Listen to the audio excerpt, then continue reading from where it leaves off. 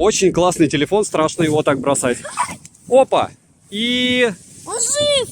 Не разбился, нам повезло с землей. AMOLED-экран с функцией DC-димминга, чтобы минимализировать шум, которого здесь хватает. Запись звонков в стоке, оповещение о записи не отключить. Разумеется, Google сервисы также на борту. Отличный дизайн, который многим может показаться довольно вычурным. Габариты для современных лопат просто отличные. В руке держать удобно, но у экрана очень неприличный подбородок. Автономность 9 часов 20 минут по тестам PCMark. И это почти на 2 часа меньше, чем у Redmi Note 10 Pro. На вчерашнем стриме сравнений, запись которого вы можете посмотреть по ссылке в правом верхнем углу, этот телефон оказался самым стабильным из всех новинок в его ценовом сегменте и самый противоречивый. NFC-модуль на борту Google Pay есть. Сейчас вам расскажу быстро и подробно. Tube 825, всем привет, меня зовут Саня, вы на канале Польза.нет, канал без мата, обзоры максимально быстрые и емкие. Если вам нужны только достоинства девайсов, вам однозначно не сюда. Я тестирую гаджеты и в основном ищу недостатки. Достоинства подробно опишут вам рекламщики.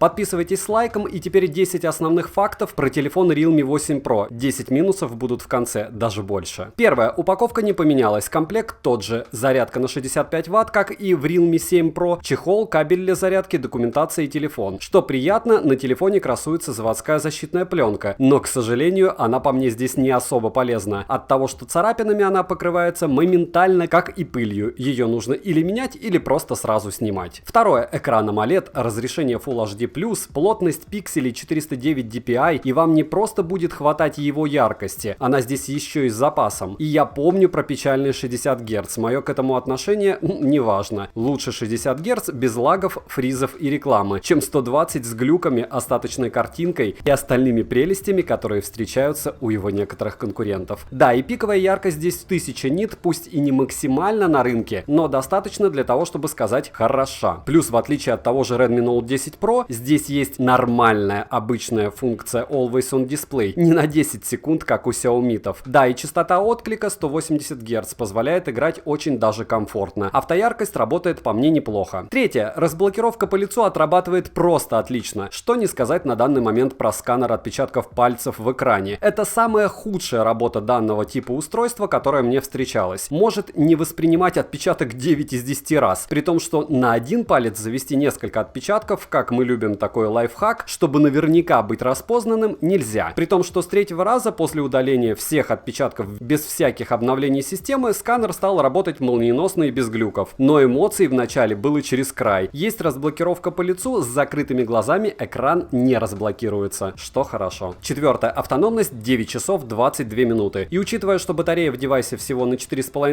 мАч, он тонкий 8-мм, это просто отличные показатели. Чтобы вы понимали, где все блогеры делают этот тест, в программе PCMark, во всяком случае большинство. Но предупреждаю, это все происходит очень долго и лучше вначале провести калибровку батареи. К слову, девайс поддерживает проводную зарядку на 50 Вт. Я помню, что раньше было больше, и я помню, что здесь зарядка в комплекте на бесполезные для нас 65 Вт. Опять же, об этом всем в конце. По моим тестам, за 7 минут аппарат с нуля заряжался на 25%, за 10 на 33%, за 17 на 50%, на полный заряд с нуля у меня уходило 48 минут. Пятое. Вес и габариты просто минимальные. Это вам, конечно, не Pixel 4, но аппарат значительно компактнее, чем довольно приятный по размерам Redmi Note 10 Pro. Рама и тыльная сторона из пластика, пусть и не стекло, но выглядит классно. Толщина, напоминаю, всего 8 мм, и это просто отлично, учитывая, что камеры здесь не торчат. И да, относительно 7 Pro он стал на 1 мм тоньше. Шестое. Оперативная память LPDDR4X на 6 либо 8 гигабайт. Есть два варианта. Встроенная память уже не новая, UFS 2.1 на 128 гигабайт. Поддержка карт памяти до 512 гигабайт. По мощности ничего не поменялось, но вся эта когорта уже не нового железа крайне стабильна. Даже при длительном воздействии различных стресс-тестов телефон не глючит. Телефон меня на стриме и правда очень сильно удивил своей стабильностью. И уделал Poco X3 Pro и Realme Note 10 Pro по стабильности по всем фронтам. Я не говорю про попугаев Poco X3 Pro, потому что он на третий раз завис. И извините, я выберу лучше стабильный телефон, который не дохнет, чем тот, который зависает на третий тест подряд. Да, я снимаю в 4К и я играю в тяжелые игры. Мне важно, чтобы телефон не вис, когда он перегревается. Вообще желательно, чтобы он не перегревался. Седьмое. В девайсе есть мини-джек, довольно приличный Bluetooth версии 5.1, не последний, но все же. Два микрофона и один динамик. Да, звук здесь моно, и это фейл. Вибра вообще на выброс, оно ужасное, прямо очень топорно-позорное. Бенды есть все, датчик приближения не глючит. Восьмое. Есть модуль NFC, есть поддержка Google Pay и никаких проблем с этим нет. Главное не попасться, есть аппараты без него. Обычно стоят они на долларов 10 меньше, черт знает где продаются, поэтому аккуратнее. Лучше на Али переспросить у продавца лишний раз, что они продают. Не приедет ли вам аппарат из Индии. Девятое. Камера на 108 мегапикселей. Улучшили в ней качество оптики и стоковый софт Realme однозначно доработали. Основной сенсор Sony IMX471, видеозапись максимум в 4К 30 FPS, притом с электронной стабилизацией, что хорошо. Понятно, не оптическая, но все же. Съемка мне понравилась. По сравнению с Redmi Note 10 Pro телефон намного лучше снимает, во всяком случае в 4К однозначно. Однозначно он лучше снимает, чем Realme 7 Pro. Вот пример вам работы камеры, сами ее оценивайте.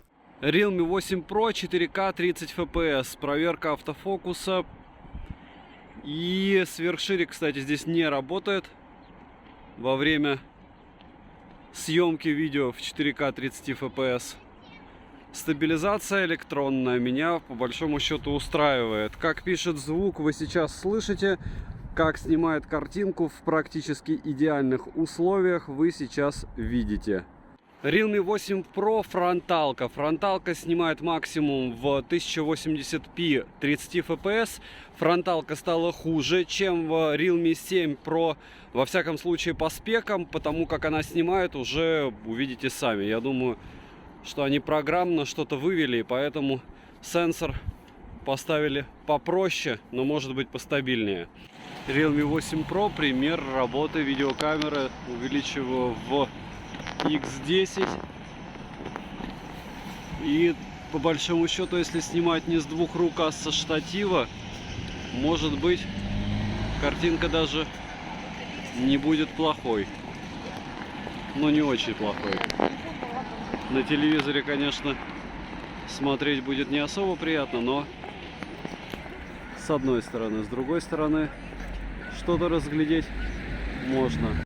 Еще один пример работы в фронталке. И, допустим, прыгаю вместе с телефоном, стабилизация норм. Хотя, опять же, напоминаю, что фронтальная камера у Realme 8 Pro по сенсору хуже, чем у Realme 7 Pro.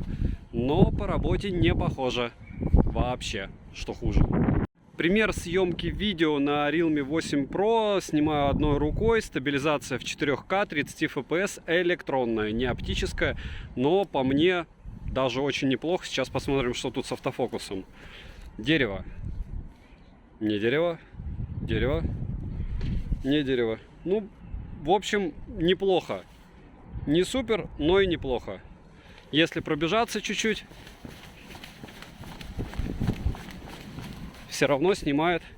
Камера сносно, несмотря на то, что она еще и в руке ходит. Делаю X10, может быть, увидим уточек вдалеке. Так, это X10.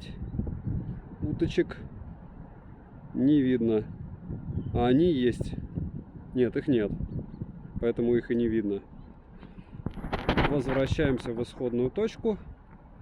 Вот так камера и снимает. Опять же, при иксе напоминаю, что все нужно снимать со штатива. Я, скорее всего, закрыл микрофон, когда снимал. Ну, надеюсь, вы что-то услышите. Десятое. Производительность настолько же обычная, как и ценник, в районе $230. С бесплатной доставкой по ссылке в описании к видео. Если есть промокоды, посмотрите в моем телеграм-канале, также по ссылке в прикрепленном комментарии. Вдруг на момент вашего просмотра появятся скидки, я туда обязательно скину промики. Если вам нужны просто попугаи в тестах, берите Poco X3 Pro. Но до этого обязательно посмотрите мой стресс-тест, как просто и быстро это дело зависает. И да, так будет у всех, кто будет длительно в Poco дока, играть в какие-нибудь тяжелые игры, при этом использовать чехол. Realme же третье поколение подряд не меняют процессор, и это нехорошо. Но это экономия, поэтому и стоимость лояльная. Все тот же Qualcomm Snapdragon 720G, тот же графический процессор Adreno 618, и единственное, чем они занимаются, это оптимизацией и стабилизацией уже установленного железа. По мне получается, в принципе, суммарно все очень хорошо. Все синтетические тесты вы уже видели. Танки и PUBG здесь летают, притом танки летают свободно на средних. Просадок нет вообще. Правда, обидно, что у Realme 8 процессор значительно мощнее, чем у Realme 8 Pro. Когда придет восьмерка, я обязательно сравню их стабильность на канале для стримов. Опять же, если вам будет интересно, напишите в комментариях, интересно вам сравнить их в онлайне или нет. А теперь 10 минусов, из-за которых вы не станете покупать этот телефон. Ну и плюс еще несколько. В телефоне нет стерео. В нем ужасная вибра, как у самых лютых бюджетников. Нет защиты от влаги, что неудивительно, но нет же. Если не включать DC-димминг, шим экрана будет просто лютый, прямо вредный. Частота обновления экрана всего 60 Гц, и это конкретная претензия. Пусть для меня это не особо важно. Осознавать, что у конкурентов пусть и лагающие, но 120 Гц, не особо приятно. Память тоже по мне фейл. Старенькая UFS 2.1. Внутреннюю память могли бы и пободрее туда поставить. Быструю зарядку обрезали на 15 Вт. Понятно, что саму зарядку они запихали на 65 Вт, но то, что телефон поддерживает уже 50 Вт, это странно. Нет ЭК-порта, сканер отпечатков пальцев очень у многих глючит, включая меня. Надписей на задней крышке нет в цвете, только Punk Black. Пластик с текстурированным слоем все равно не стекло, и это дешевый материал. Все равно дешевый. Тактильно может быть и приятный, но не настолько приятный, если бы это было стекло. Подбородок многих может бесить, как и расположение фронтальной камеры. 3 модели подряд с одним процессором, будем считать, что это пандемия виновата. На ультрах в играх не поиграть, Gorilla Glass только третьей версии, старенький. И понятно, что этот телефон с Always On Display, но LED-индикатора здесь нет. Докинули бы сверху, вдруг я захочу АОТ отключить, правильно? Резюмируя, советую купить в прошлом. Я покупал свою модель на 8 гектар оперативы за 17 700 рублей на распродаже. И за эти деньги телефон мечта. Xiaomi и Poco однозначно по мне не про стабильность, во всяком случае, когда они свежие, не прошло хотя бы месяца 3, чтобы их допилили. И если у вас расшатанные нервы, датчик приближения Xiaomi-тов однозначно приблизит вас к их лечению. До вчерашнего стрима я бы сказал, бегите покупайте Poco, но устройство без термопасты на процессоре, который на третьем тесте Antutu может просто повиснуть, сломя голову покупать однозначно не стоит. Realme про стабильность, но однозначно не за ценник в моем родном ритейле. Завтра обзор на MSFit T-Rex Pro, в мой TikTok уже скинул часть его стресс-тестов, надеюсь, вам они понравятся. Ссылка на TikTok в описании. Напоминаю, что за лайк, подписку и комментарий к любому видео разыгрываю ежемесячно 5 Mi Band'ов 5 серии. И сейчас еще в розыгрыше 2 телефона и 1 планшет. Телефон, кстати, Norton 100 уже скоро разыграю, может быть, ближайший понедельник. Полные условия по этим конкурсам в описании к видео. Спасибо за просмотр, девайсу от меня лично да, добра и удачи вам, друзья.